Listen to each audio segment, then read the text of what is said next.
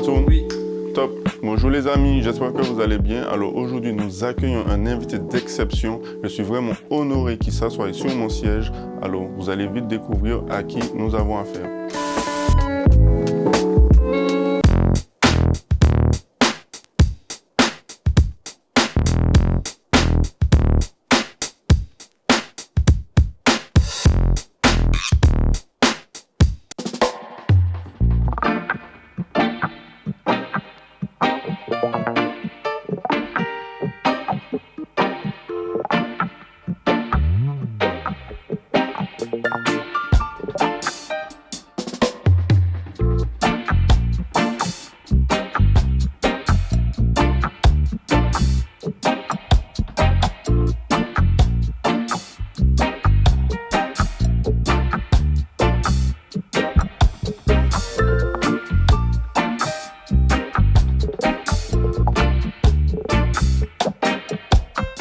Alors bonjour Olivier Marie, nous te remercions pour ta venue sous le siège et je te remercie également pour le petit cadeau.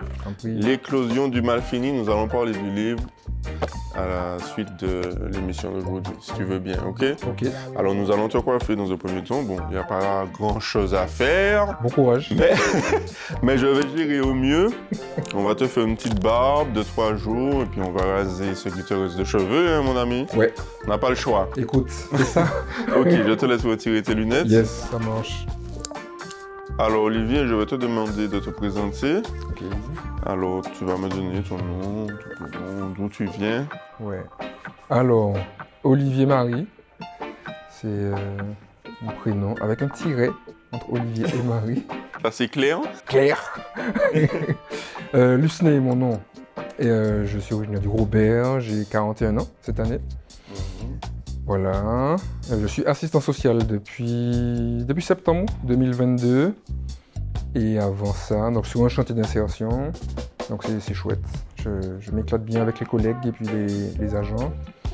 Et puis voilà, donc pendant 8 ans et demi à peu près, j'ai été prêtre catholique en Martinique, dont 3 ans sur le diocèse de Versailles de 2018 à 2021.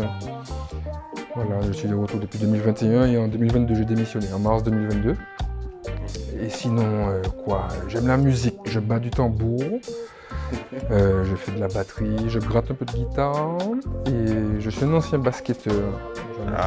Comme moi-même, comme moi-même. Très bien, les gars se rendent compte. Sauf que ça fait longtemps, tu vois, quand je regarde mon corps et tous les bobos que j'ai là, je me dis ah ouais. Non, mais le corps est usé au bout de 41 ans de vie, tu penses bien que bon... Mais je ne suis pas vieux, je le précise, c'est une auto-conviction. Je suis encore très très jeune et très frais. C'est juste que le corps est un peu fatigué. Il est un peu abîmé justement à cause du basket. Donc voilà. Ok. Alors tu t'es présenté à nous Olivier, je suis ravi encore une fois de ta venue, franchement c'est un honneur pour moi.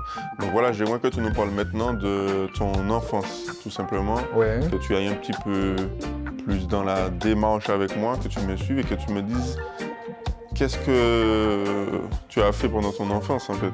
J'ai fait beaucoup de choses dans mon enfance. Alors je suis le dernier d'une fratrie de 3, j'ai 2 grandes sœurs. J'ai eu la joie de grandir avec mes 2 parents. On a grandi dans HLM, au Robert, donc je précise, hein, c'est la vraie capitale de la Martinique. Non, je suis pas d'accord. Il y a encore un déni du peuple, mais bon, voilà, tous les Robertins for life. Donc j'ai grandi en HLM, hein, et du coup, c'est la vie de la cité, donc c'est bécane, le football, aller sonner chez les gens. Ouais, moi-même j'ai vécu en HLM, je sais de quoi tu parles. Ok, bon, très bien, tu vois. Et puis aller prendre des fruits, pour ne pas dire les piquer, dans les arbres fruitiers, près derrière l'école de la cité, tout ça et tout, avec les copains. Bref, c'est vraiment une vie pleine de joie. Et du coup, dernier de la fratrie, le seul garçon, donc t'imagines un peu, tu vois, j'étais le petit gâté, le petit chouchou de la maison. Ma mère, elle s'occupait de tout ce qui était instruction. Donc l'école et puis le caté aussi, hein, que j'ai fait jusqu'au bout avec mes 2 sœurs. Tu as vécu avec tes 2 parents? Ouais, j'ai vécu avec mes 2 parents. Jusqu'à présent, ils sont encore là. Hein, et voilà, donc grâce à Dieu. Et donc ma mère, c'est tout ce qui était instruction et mon père, tout ce qui était activité. Donc le sport, donc c'est lui qui m'a mis d'abord au football, quand j'étais tout petit, de 6 ans, 6-7 ans. Il était lui-même libéraux au Rapid Club du Louvain. Ouais. Et on avait peur de lui sur un terrain. Chaque fois que je rencontre quelqu'un qui a joué avec lui, maman, hey, papa, on tirait dans les terrains. Mais oui, il a fait mon père, sérieux. Et du coup, lui, il voulait avoir un petit gars pour ça aussi, tu vois. Ouais. Et donc, dès tout petit.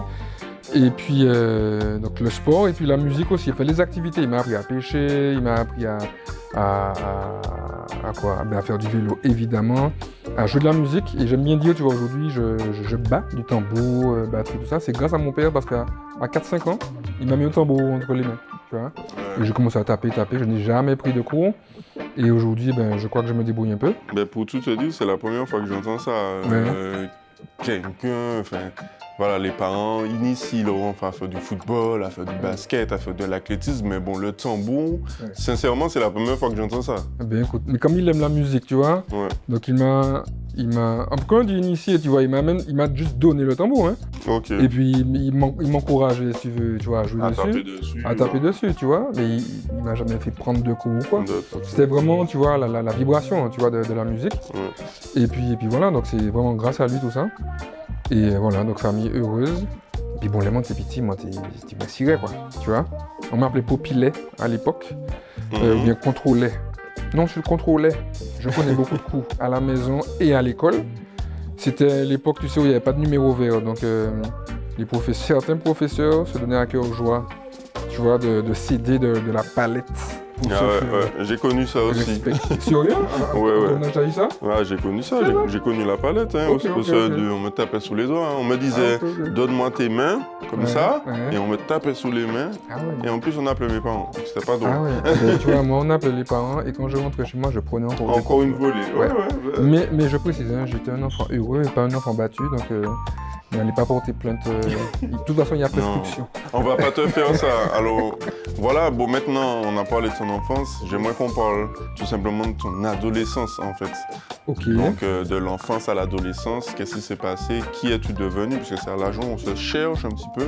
Donc, voilà, par où tu es passé, tout simplement. Ok. Eh bien, écoute, je vais résumer ça en disant que j'ai fait une méga grosse crise d'adolescence. Voilà. Je sens le truc venir. Ouais, je me cherchais beaucoup. Alors j'étais au collège, j'étais dans la classe latin, la classe où on fait du latin, espagnol, tout ça là. Et donc c'est la classe qu'on te regarde soit comme un bon élève ou soit comme un sous-sœur, tu sais. Ouais, je vois. Et du coup, donc j'ai fait ça de 6e à 3e. J'étais dans les bons, puisque grâce à l'éducation, l'instruction de la matière, mes sœurs et moi, on avait un bon cerveau, tu vois, une bonne tête. Et mais j'étais un ambianceur quand même, tu vois, j'étais un peu frustré. Un peu bordélique. Ouais, mais c'était pas trop le lieu dans ces genres de classes-là. Donc je me fightais beaucoup, en tout cas verbalement avec des profs. Et ça m'est arrivé quelques fois, tu vois, de presque en venir aux mains, tu vois, avec eux. Ah ouais. À cause de la pression, j'étais un volcan en fait. Ouais, je comprends. Et du coup, quand je suis arrivé au lycée, c'était la liberté, quoi. Enfin, la liberté à l'époque, selon la notion que moi j'avais de la liberté, si tu veux. Et donc, je suis tombé dans une classe, classe d'ambianceurs, tu vois. Et ceux qui bossaient, c'était la minorité, si tu veux. Et c'est là où j'ai commencé à découvrir l'alcool, le cannabis, les aventures, quoi, tu vois. Et c'est là où ça a commencé à mal tourner, puisque de verre en verre et de joint en joint, j'ai commencé à traîner sur les blocs. C'est pas vrai, sérieux? Ouais. À traîner sur les places, à rouler des joints. Tout ça. Ah ouais, ok. Et je précise, hein, tu vois, à traîner, et je précise toujours que je n'étais pas, tu vois, dans la rue. Que ça me fait rire, tu vois, quand j'entends des sons, des gars qui disent ouais, ghetto youth. Et que tu sais que les gars vont dormir chez leurs parents le soir, que le frigo est rempli, tu vois. Et à mon époque, t'avais de vrais ghetto youth, des gars qui dormaient dans des squats, tu vois. Et moi, je rentrais dormir chez moi, donc il n'y avait pas de prétention à cette époque-là. C'est vraiment que j'avais un chouplin, quoi, tu vois, de mon éducation qui était très, très stricte. Et aujourd'hui, je remercie mes parents, si tu veux, tu vois, mais à l'époque, tu veux vivre des aventures, tout ça, c'était, comme on disait à l'époque, tu étais qu'à marier en battable là, tu vois. Mes copains même étaient à la fête, tu étais qu'à marier en battable là, parce que c'était quand eux pouvaient faire ce qu'ils voulaient, aller où ils voulaient, tout ça, moi j'avais des règles, tu vois, trop de règles. Et du coup, j'ai pété le système, quoi. Et tes parents l'ont pris comment quand ils ont appris que tu traînais un Ben, peu? ils l'ont appris après coup, parce que tu sais, sur le moment, j'ai vécu ça, ils voyaient pas. Ah, tu faisais tes affaires bien, quoi. Ouais, ils voyaient Tu te pas. faisais pas choper. Je me faisais pas choper, mais en même temps, après coup, tu vois, j'ai découvert que la matière, on était à la cité. Et donc, tout se sait. Ouais. Et la matière savait, mais elle fermait ses yeux, puisqu'elle se disait, mais non, c'est pas y chemin. Ouais. Et tu vois, en fait, si tu veux, c'est là aussi où mon histoire, j'ai désactivé ce qu'on entend souvent, oui, la délinquance, les parents démissionnaires, comme un bagaille, tu vois. Certes, t'as de gros bobos familiaux, là, les 3/4 des gars avec qui j'étais, c'était ça, tu vois, des familles brisées, souvent monoparentales, où la matière se débrouille comme elle peut, tu vois. Mais moi, Pas du c'était tout, en l'exception, fait. pas du tout. Et vraiment, j'avais trouvé un endroit qui, selon moi, me ressemblait. Et du coup, j'étais là, quoi. Et j'ai passé du temps avec ça, enfin sur les places, quoi. Et puis voilà, hein, je chantais un petit peu avec les gars. C'est là où j'ai commencé vraiment à chanter un petit peu, tout ça. À raconter Tu faisais n'importe quoi? quoi. Du rap? Non, à l'époque, c'était pas encore du rap. C'était quoi? Ce qu'on appelait 2 tons après, tu vois. Ok. C'est le dancehall de base. Et puis surtout le reggae. J'ai toujours aimé le reggae, tu vois, pour la vibe. Ça, c'est music love, comme on Ouais, dit. exactement. Ouais. Tu vois. Et puis à l'époque, tu vois, ma vibration, c'était plus Rasta. Mhm. Tu vois, quand on était, souvent on allait dans des Zion aussi dans la cité, on parlait de Dieu, tu vois, on lisait la Bible, on parlait de Dieu, tout ça, et c'était toujours positif. Tu vois, et c'est là aussi où quand tu sors des étiquettes, où tu découvres que quand tu es à l'intérieur, sans en faire la promotion, parce pour moi c'est un monde à ne pas côtoyer, parce que c'est, comme je dis, la rue c'est une vicieuse, tu vois. Ouais. Et, mais les gens qui sont sur la place, les gars, les filles, ben c'est des gars et des filles, quoi. C'est des humains. Et il y a beaucoup de love, il y a de la spiritualité, il y a de la solidarité. Ouais, tu tout vois. fait une compte, en fait. Oui, mais en fait, c'est tout côté arrivé, ni moun qui ni l'amour, tu vois. Ouais. Et le problème, c'est que la street dénature tout ça. Bon, tu vois, en philosophie, on te dit que l'homme n'est jamais attiré par le mauvais. Mhm. Tu vois, quand tu es attiré par quelque chose de mauvais, c'est parce que à tes yeux, c'est bon. Ouais, je vois ce que Quand tu veux fais dire. du business, c'est pour donner à manger à ta maman, c'est pour, tu vois. Et t'as jamais fait de business, justement, Non, en j'ai dehors toujours- de tout ça, quoi. C'est-à-dire, t'as toujours... Ok, tu es sous le bloc avec le gars, mais t'as Ouais. jamais fait de business dans la Ah rue. ouais, ça m'attirait pas. Mhm. Ça m'attirait pas. Moi, c'était vraiment highway, tu vois. Ouais, Et t'as donc- aéré le cerveau, Oui, sortir un c'est- peu de la maison, quoi. Sortir de la maison, les gars deal et tout ça, tu vois. Mais moi, j'étais pas sur ça. Et quand même, les gars, ils voyaient que j'étais fiable. Parce que dans la rue, il faut savoir qui est-ce qui marche avec toi, tu vois. Faut être fiable, ça c'est Il faut clair. être fiable, tu vois. Et sur un check, tu vois si un gars est fiable ou pas. Mhm. Et du coup, ça marchait bien. Tu vois, chacun faisait son trip. Et moi, tu vois, j'ai hérité vraiment de la vieille vibration de la rue. Tu vois, la rue, c'est... Quand tu es sur le bloc, frère, il y a une vieille Mais vibration. bien hein. sûr. Il y a un vieux rideau. Et puis tu sais de- pas vraiment à qui tu as affaire Exactement, dans tu ces instants-là, vois, quoi. c'est ça. Et j'aime bien dire, quand j'en parle un peu, sur le bruit d'une moto ou bien d'une voiture, tu sais qui arrive. Ouais, Et donc tu sais si l'ambiance va changer ou pas. exactement. Tu vois. Et j'ai ramené cette vieille vibration-là chez moi où, justement, tu sais pas ce qui comptait, t'es en mode parano ou bien en mode s'en fouter, tu vois. Et c'est là où j'ai expérimenté que vraiment le milieu m'avait pas formaté, mais m'avait influencé quand même dans mon mood. Mhm. Tu vois, au quotidien, j'étais assez agressif. Alors, j'étais déjà turbulent de base, mais la rue, sans que mes parents ne le sachent, et mes 2 sœurs aussi, mais la rue m'a rapporté une vieille couche, tu vois, de vieilles vibes, et j'étais hyper tendu dans la maison. Tu vois. Mais quand tu me racontes tout ça aujourd'hui, j'aurais aimé savoir justement à quel moment, justement, parce que tu nous parles de la rue, de tes fréquentations, à quel moment le Dieu est rentré dans ta vie, à quel moment il y a eu ce premier tournant, qu'est-ce qui t'a fait tout simplement rencontrer Dieu en fait? Ok, eh ben on va dire un bad trip. Ah ouais? Ouais. T'es défoncé. Mais en fait, qui n'était pas qu'un bad trip, frère. En fait, si tu veux, comment te dire? En fait, un jour, j'ai pété un câble, tu vois. Voilà, j'ai pété un câble et je pensais que c'était un bad trip ou bien un joint black ou bien. Ouais. Voilà. Parce qu'en fait, j'ai eu vraiment des symptômes schizophréniques, quoi. Ok. Tu vois, ouais. Et c'est pour ça que je pensais qu'on m'avait fait du mal, que le truc, qu'on m'avait fait fumer un joint black et tout. Alors que pas du tout. C'est juste que j'avais, comme on dit dans le milieu, décompensé.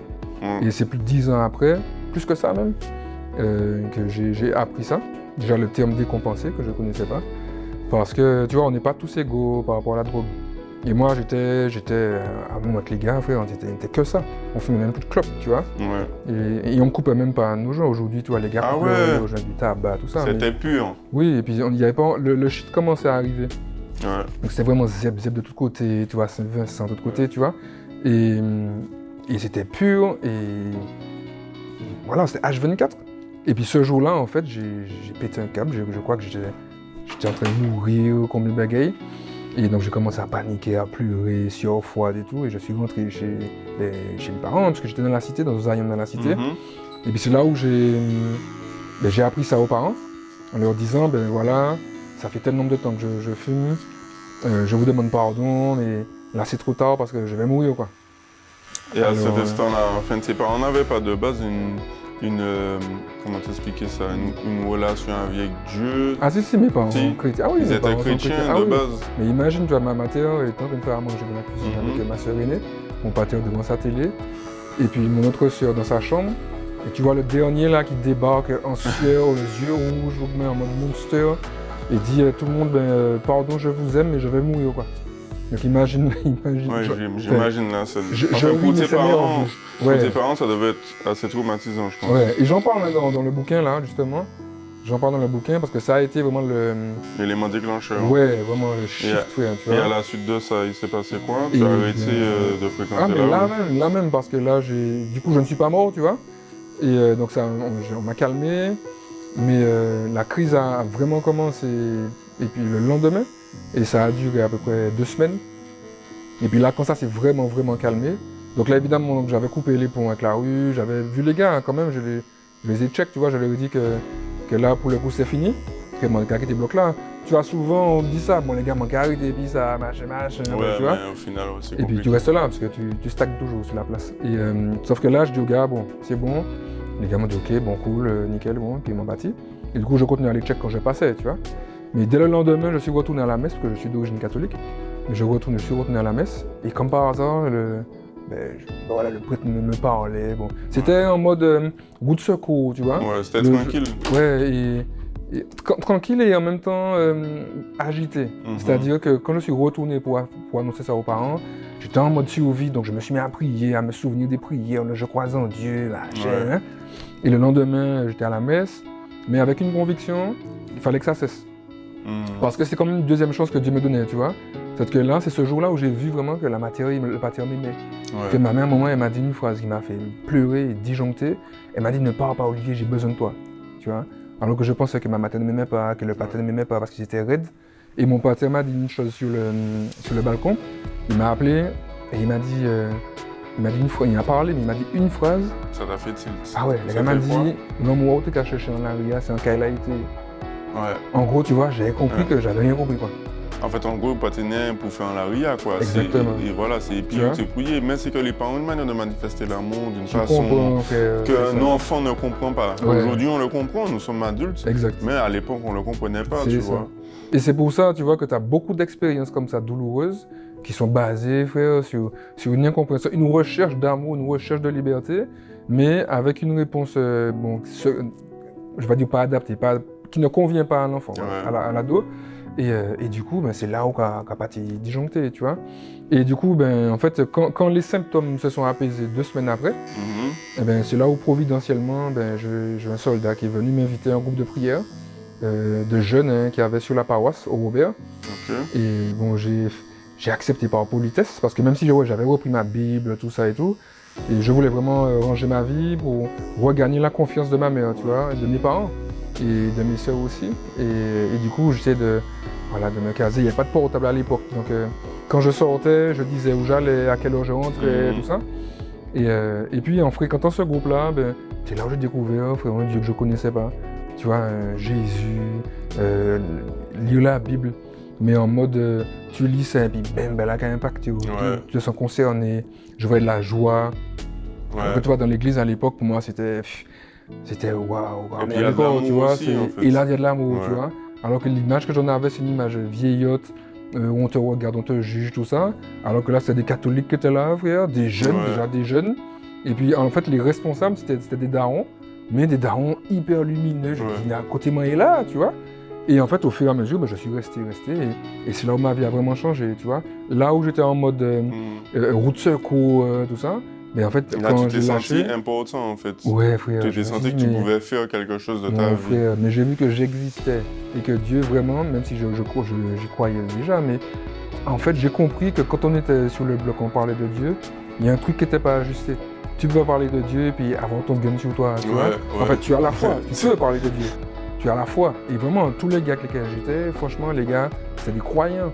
Mais ils ont leur flingue sous eux. Oui, parce pour moi, il manque un ajustement. C'est-à-dire que ton quotidien concerne Dieu, tu vois. Ton quotidien concerne Dieu. Et toi, le mode vengeance, le mode la guerre, tout ça, c'est pas en adéquation à ta foi. Alors chacun a son cheminement, tu vois, sa temporalité. Mais justement, là où la foi te mène plus loin, c'est que Dieu t'aime tel que tu es. Only God can judge me, comme tu vois souvent sur les frères. Mais justement, il attend quelque chose de toi. Il ne peut pas arrêter là qu'à dire, bon, justement, qu'à juger moi, et puis non, il faut se bouger. Voilà, et c'est là, en fait, où j'ai trouvé que l'histoire de la rue est hyper intéressante, et qui m'a beaucoup parlé quand j'étais prêtre aussi, parce que j'ai fait pas mal d'actions dans ce sens, c'est de ramener du love là. Il y a déjà du love, mais un love équilibré. En fait, tu ramènes du love dans la rue. Ouais, ici, tu vois. Le love est déjà là, dans la rue, comme je te dis, mais en fait, de la conscience du love. Tu vois, c'est-à-dire que tu dis que tu crois en Dieu, c'est cool, c'est super, mais en fait, ça va plus loin que ça. Ça t'engage. Donc, le fusil, à un moment, il faudra le déposer. Ouais. Tu vois, ce que tu fais de louche, il faudra le déposer aussi. Les livres que tu ouvres, il faudra les déposer aussi. Enfin, tu vois, il y a forcément une cohérence dans ton comportement qui te prouve à toi, même pas pour les autres, justement, qui te prouve à toi-même où tu en es par rapport à ta foi. Alors, tu nous as parlé de ton adolescence, de tes premiers pas vers Dieu, mais comment ça se fait que tu sois devenu prêtre, en fait?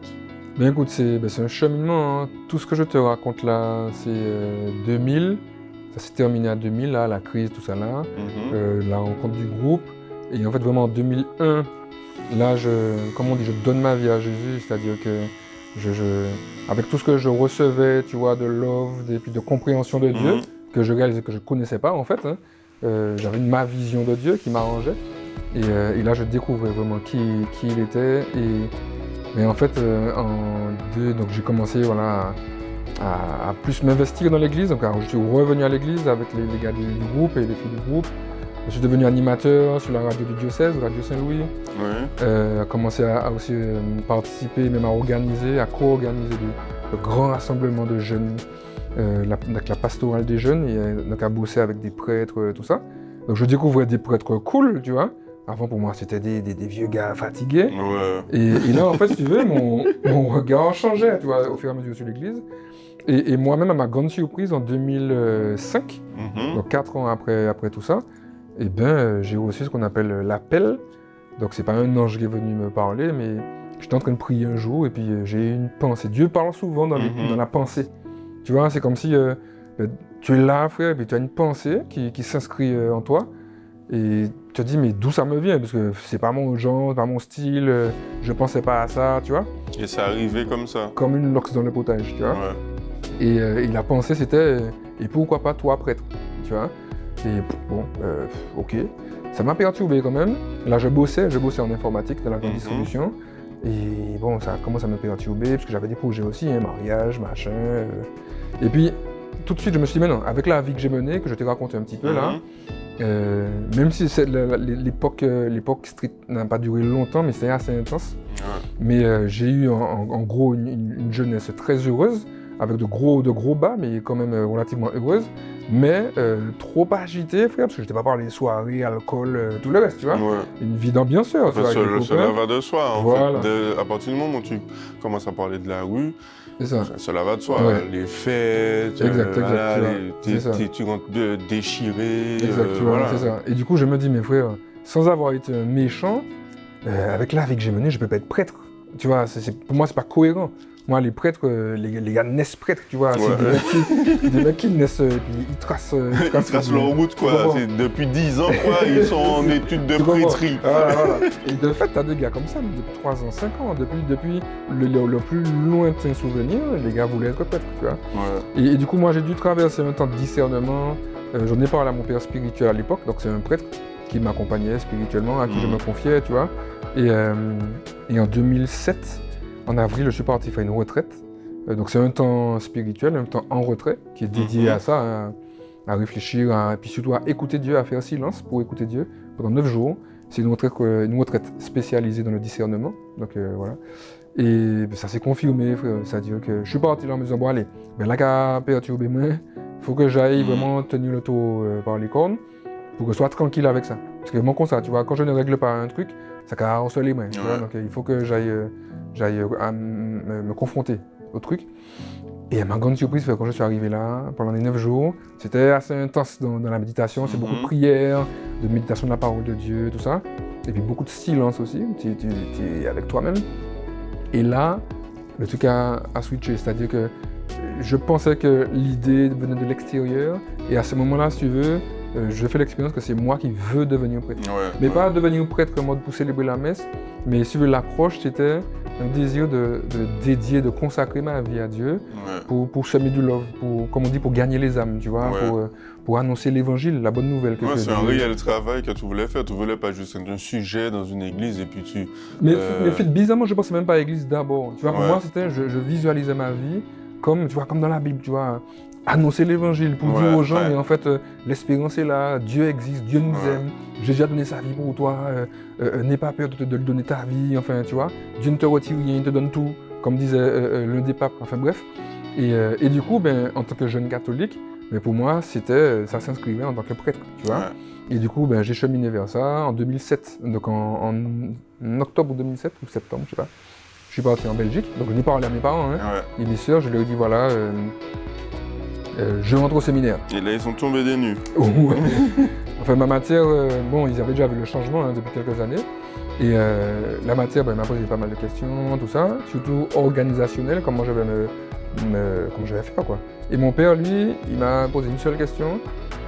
Est-ce que c'est moi qui voulais devenir prêtre ou bien est-ce que je me suis laissé influencer par tous les prêtres que je fréquentais? Parce que mon père, tu vois, il a toujours été soucieux que je reste libre et puis que je ne me fasse influencer par personne, tu vois.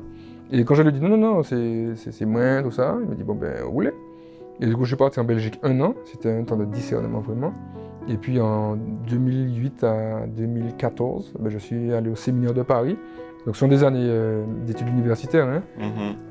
Et donc, tu fais du grec, de l'hébreu, du latin, de la philo, de la théologie, un tout petit peu de psycho, pas assez à mon sens. Mais surtout une super ambiance quoi, avec les gars. C'est une vie universitaire en fait. Et puis voilà. Puis en 2013, j'ai été ordonné diacre. Donc tu es serviteur, tu commences déjà à prêcher à la messe, donc à faire les homélies, à baptiser, à marier, à enterrer aussi, à faire des funérailles. Donc j'ai fait tout ça là-bas, sauf les funérailles. Et puis je suis rentré diacre en 2014, j'ai fini ma formation, donc j'ai une licence de théologie. Et puis là, j'étais à Saint-Christophe, à Keolis, près de Sun-Moto, là, tu sais. J'ai fait 2 ans là, et j'ai été ordonné prêtre le 23 novembre 2014. Et puis voilà, j'ai fait 2 ans à Keolis, j'ai fait 2 ans au Lamentin, jusqu'en 2018. Et en 2018, je suis parti à Versailles.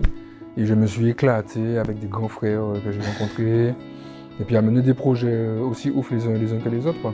Je m'éclatais. C'est pas toujours facile, mais ouais, j'étais heureux, tu vois, de découvrir les gens et puis de me sentir... de servir au Dieu, en fait, voilà, tout simplement. Ça, de me sentir utile au pays, à l'église et puis au pays. J'ai jamais trop dissocié l'église du pays, tu vois. Moi, c'était un peuple. Et je voulais toujours servir mon peuple. Et d'ailleurs, souvent, je disais aux fidèles à l'église que je n'étais pas devenu prêtre pour célébrer la messe. Tu vois. Pour moi, c'était pour les recharger, eux qui venaient à la messe, pour qu'ils aillent semer le love, tu vois. Pour que le pays même soit élevé. Mais c'est pour ça qu'aujourd'hui, je pense que tu es connu de tous, parce que tu avais ta façon à toi de prêcher, de parler aux gens de Dieu. En fait, tu n'étais pas le prêtre qui rentrait dans les lignes.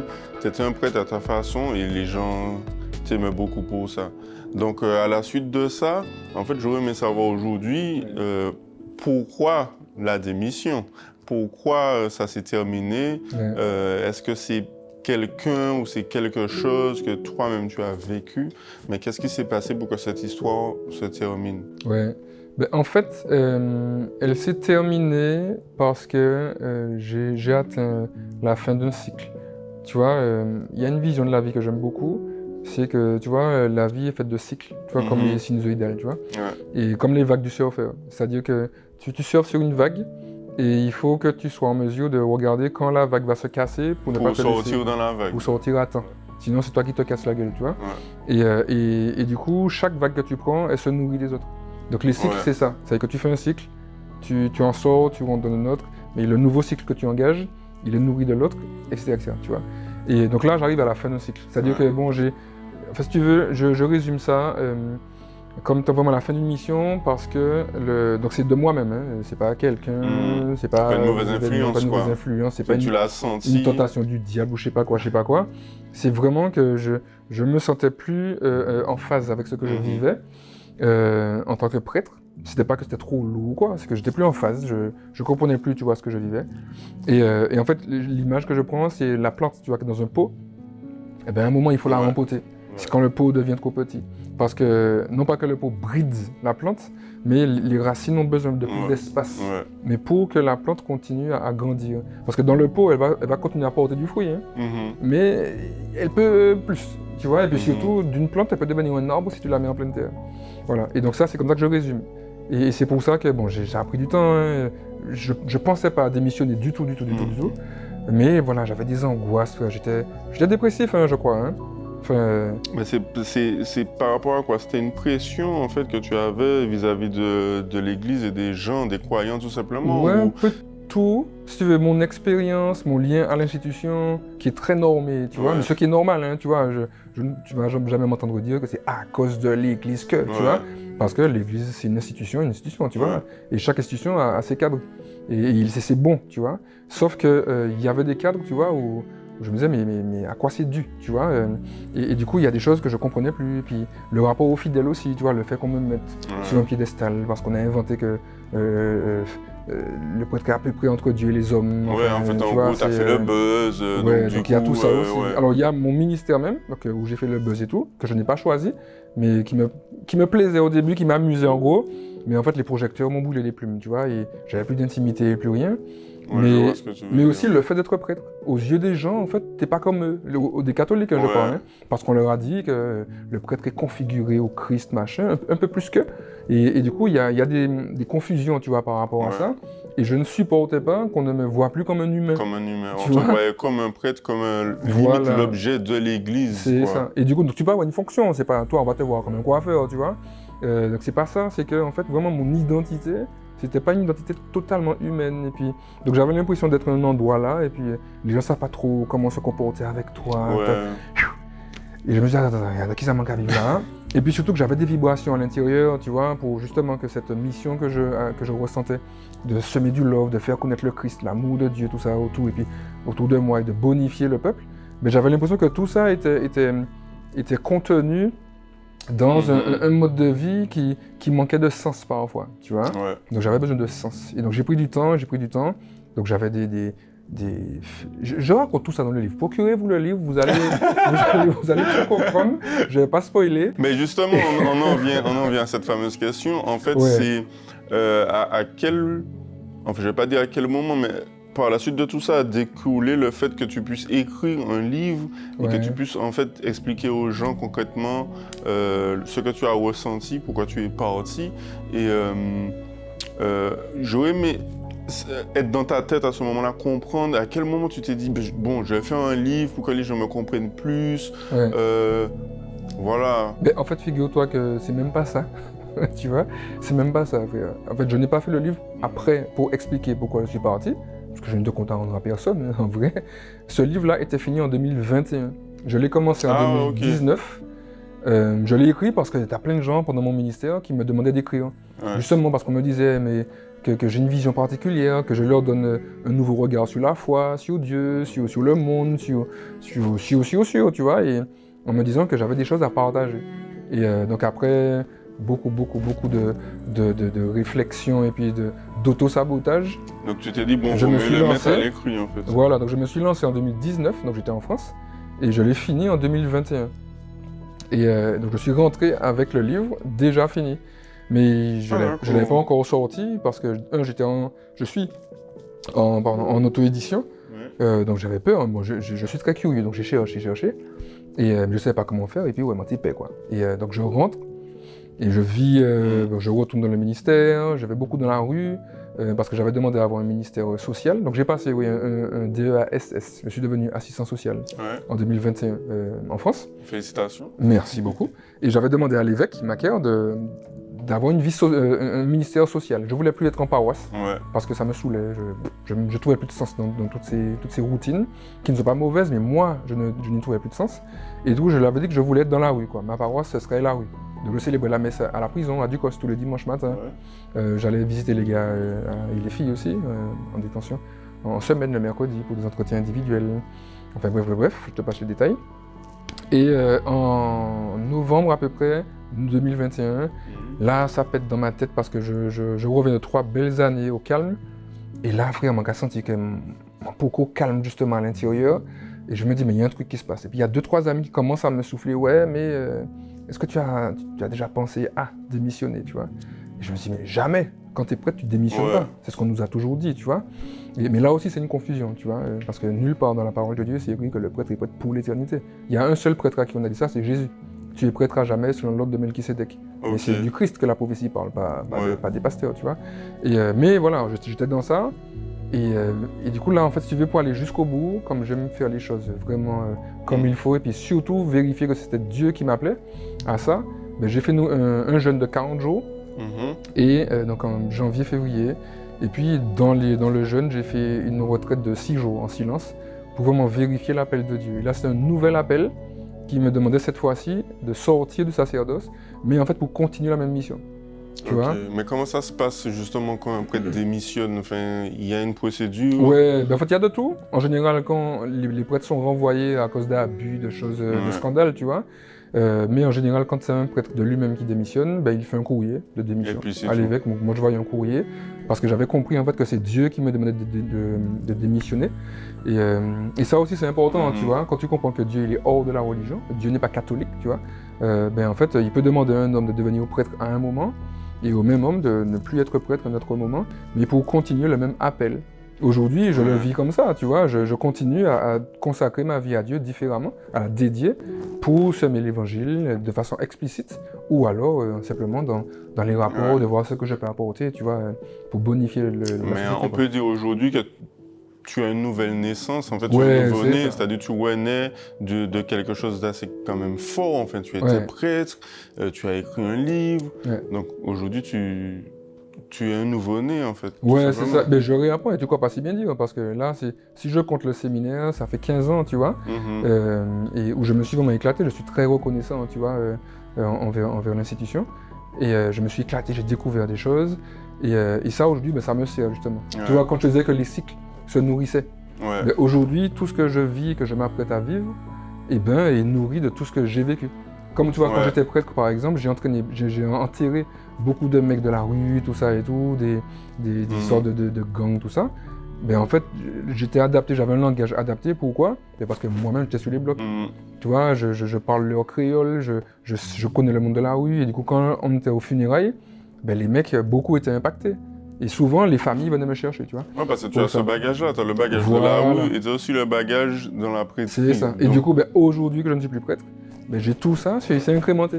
Et tu vois, et ce que je vis aujourd'hui et ce que je vis, je sais pas où je vais, tu vois. Quand tu parles de nouvelle naissance, je suis en train de réapprendre à marcher, à reconsidérer le monde, tu vois. Parce que quand tu as été prêtre, tu as une vision du monde, une vision de toi, une vision des gens, une vision de la vie, enfin, tu vois. Et puis on te reconnaît aussi. Voilà, c'est ça. J'ai eu la chance, tu vois, aujourd'hui, les gens que je rencontre, même les catholiques, hein, même des gens qui me disent que c'est grâce à mes homélies qu'ils sont revenus à l'église, tout ça, ben en fait, ils sont reconnaissants. J'ai eu très peu de personnes, tu vois, qui me disaient des choses pas très délicates, si tu veux. Mais sinon, la grande majorité, c'était de gros big up, tu vois. Et c'est là où je suis... Voilà, je te big up encore aujourd'hui. Alors du coup, tu nous as parlé de ta reconstruction, de ta renaissance. Mais du coup, au jour d'aujourd'hui, tu es comment dans ce nouveau monde? Tu as une petite amie, tu revis à nouveau, donc... Ouais, mais tu vois, je veux dire que je redeviens humain parmi les humains, et ça me fait du bien. Tu vois, le fait de travailler, donc j'ai des collègues, même si, bon, ils me connaissaient en tant que prêtre. Donc, ils me tannent souvent, tu vois, mais c'est vraiment la rigolade. toi, délai, t'as qu'à dire, ben, il dit, eh, Olivier, il faudrait confesser ta machin, ou bien quand ça commence à parler de choses un peu grivoises, t'as qu'à dire, hey, Olivier là, tu vois. Mais c'est réel, frère, c'est réel parce que c'est des collègues, tu vois. Là, je n'ai plus de piédestal. Et puis oui, j'ai une petite femme, tu vois. Et là aussi, je redécouvre ça. L'amour humain, l'amour simple, avec quelqu'un qui partage ta vie, quoi. Voilà. Et puis qui n'attend rien de toi aussi, tu vois. Et qu'il ne te juge pas de ce côté-là, en fait. Qui ne m'évalue pas, qui n'est pas en mode consommation, je sais pas quoi, et puis qui m'apprend moi-même aussi à être tourné vers elle, et puis donc vers les autres aussi. Puisque, toi, quand tu es prêtre, déjà, je suis un enfant gâté. Pas enfant roi, mais enfant gâté. Et puis quand tu es prêtre, tout est tourné vers toi. Tu vois, donc ça m'a pas aidé ma personnalité. Et du coup, ben, ça fait partie, tu vois, tu parlais de renaissance là, et bien de mon comment on appelle ça, être réapprivoisé là, dans la vie réelle. C'est-à-dire que ben, y a pas que moi qui compte, tu vois. J'ai un côté, une forte tendance à l'égocentrisme. Et ben là, grâce à ce que je vis, je m'ouvre, j'apprends. Il y a encore des bugs, hein, mais je suis confiant. Mais ça s'apprend, hein. Ouais. Et en fait, ça, c'est une vie simple. En fait, voilà, une vie simple. Et j'espère, et je crois, hein, j'ai encore de beaux projets dans le cœur pour continuer justement ce que j'avais commencé en tant que prêtre. Et c'est là où je vois que ben, tout ce que j'ai vécu n'est pas vain, n'a pas été perdu. Ma foi est toujours de plus en plus même intime avec le Christ.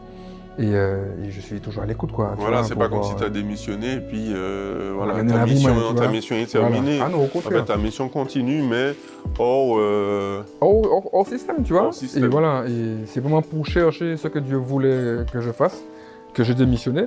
Et du coup, là, ben, c'est toujours ça que je continue à faire. Et là, comme Abraham, tu vois, je sais pas où je vais, mais j'y vais parce que moi, je sais que c'est bon Dieu qui a mené, tu vois. Donc c'est chaque pas, comme j'aime bien dire, demain n'existe pas, et le temps même n'existe pas. Le seul temps qui existe, c'est le temps biblique, c'est aujourd'hui, tu vois. Aujourd'hui, je veux faire la volonté de Dieu, et puis chaque aujourd'hui construit mon histoire, tu vois. Donc regardez pour ça. Très bien, mais dis-moi quel serait ton mot de la fin, parce que nous arrivons à la fin de l'émission d'aujourd'hui. Quel serait le mot de fin si tu devais t'adresser aux jeunes, aux moins jeunes? Qu'est-ce que tu pourrais leur dire qui a rapport avec ta vie? Eh ben une parole de Jésus à une jeune femme, elle avait reçu ça en inspiration, Catherine de Sienne. Il lui disait, dans son inspiration, sa vision, si tu deviens ce que tu es, tu mettras le feu au monde. Et ça peut paraître paradoxal, si tu deviens ce que tu es, tu deviens ce que tu n'es pas encore, tu vois. Et Jésus dit si tu deviens ce que tu es, c'est-à-dire qu'en fait, on a déjà une identité en Christ, tu vois, parce qu'on est enfant de Dieu, mais tu peux devenir autre chose que ce pourquoi Dieu t'a créé. Et moi, mon histoire, tu veux, c'était ça. Tu vois, j'ai atterri sur le blog, j'ai fait des conneries, même j'ai fait de belles choses, mais qui pourraient m'éloigner aussi du plan, tu vois. Et du coup, si j'ai un message à faire passer, surtout à la jeunesse, tu vois, c'est fais attention. Écoute ton cœur, apprends à écouter ton cœur, non pas à fuir le monde, mais dans le monde, tu vois, à prendre du temps, tu vois, pour écouter ce qu'il y a là, pour vraiment vérifier si les choix que tu fais, si la vie que tu mènes, si ce que tu vises, et pour que tu puisses grandir, ou bien juste parce que tu suis le mouvement, tu vois. Parce que comme Mowgli, tu peux devenir une espèce de bête, tu vois, alors que tu es fait pour être un enfant de Dieu évolué, tu vois, plus. Et donc voilà, c'est un gros big up.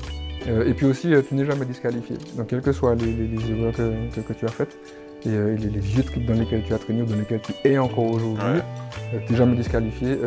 Crie vers Dieu, il est là, et puis on y met tes cordes au bout, et puis allez quoi. Voilà, en gros, tout le monde peut renaître, tu peux être ramené à la vie. Il n'y a pas d'âge, qui que tu sois. Fais ça avant de mourir quand même.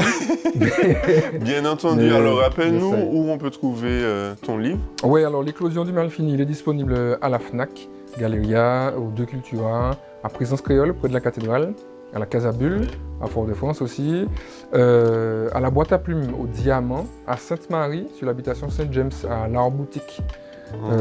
Voilà, et j'espère que je n'ai oublié personne. Et puis évidemment, lors des rencontres que je fais, parce qu'à peu près une fois par semaine, je fais des rencontres avec des lecteurs. Donc là aussi, j'en vends avec des dédicaces. C'est l'occasion de discuter un peu des thématiques que j'aborde dans les bouquins, quoi. Voilà, le signeur d'autographe est avec nous aujourd'hui. La star. Je vais t'en faire, on ne sera pas jamais. Je l'embête. Ben, écoute, Olivier, Marie, Lusney. Yes. J'ai dit ton nom. Non. Comme ça, c'est clair et précis pour tout le monde. On te remercie. Moi, je suis honoré de ta présence sur mon siège. Je te remercie d'avoir fait aujourd'hui le pas. Et sincèrement, ton histoire m'a touché. Je ne connaissais pas, je vais être honnête. Et franchement, ça m'a fait du bien au cœur parce qu'on a des histoires un peu similaires. Ouais. Vous saurez ça plus tard. Mais pour aujourd'hui, franchement, je suis très content de ta venue sur le siège et on te remercie de ton passage. Alors n'oubliez pas de liker, de partager un max cette vidéo. Et voilà, je te laisse découvrir ta barbe. Bon, j'ai essayé de faire un petit travail quand même sur la barbe. Ouais, Wow. ça a l'air bien, mais déjà en fait, merci à toi aussi. Merci, super expérience. Merci à l'équipe. Et puis tu m'as fait ma Yule comme je voulais. Ouais. Par contre, la barbe, elle est jolie, mais je sais pas encore si elle me va. Il me faut encore du temps, tu vois. On va voir. Mais en tout cas, tu as relevé le défi, donc je vais. Merci pour ça. Mais merci beaucoup. Allez, à bientôt les amis. Merci beaucoup.